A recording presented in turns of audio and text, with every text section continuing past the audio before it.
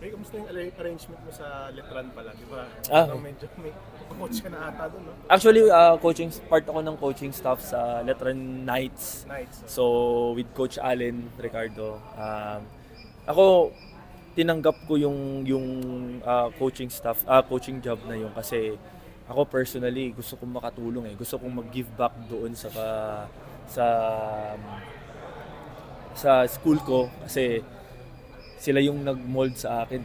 Kung wala yung Letran, wala ako dito for sure. So sa akin naman, sabi ko naman kay Coach Allen, Coach, walang problema, tatanggapin ko basta hindi lang conflict sa ating dalawa, yung schedule. So luckily, yung schedule namin hindi talaga nag-conflict kasi kami TNT morning kami and then yung Letran 2 PM. So at least hindi siya conflict talaga, and isa sa talagang pinakagusto ko kaya ko tinanggap yun is gusto ko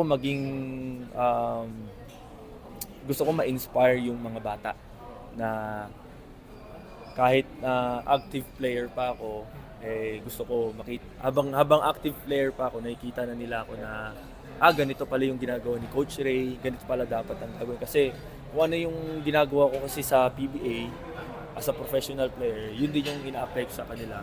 And pinakalagi kong sinasabi sa kanila is yung attitude.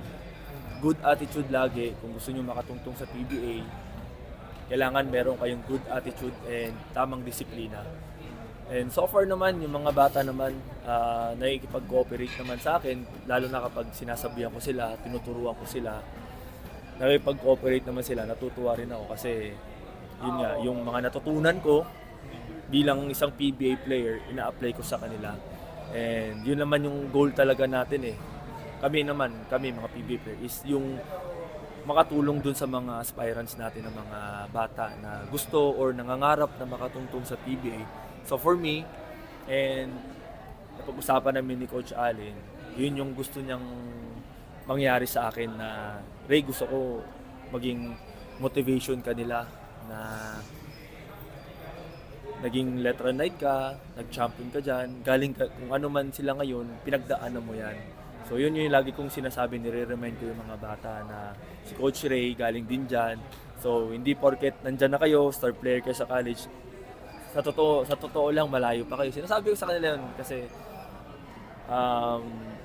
sa generation ko kasi noon, saka sa generation ngayon, parang ang layo na eh. Ang layo na ng gap eh, in terms of attitude and discipline. So gusto ko na ibalik sa kanila yung mas manging ibabaw pa rin yung meron kang good attitude and right discipline.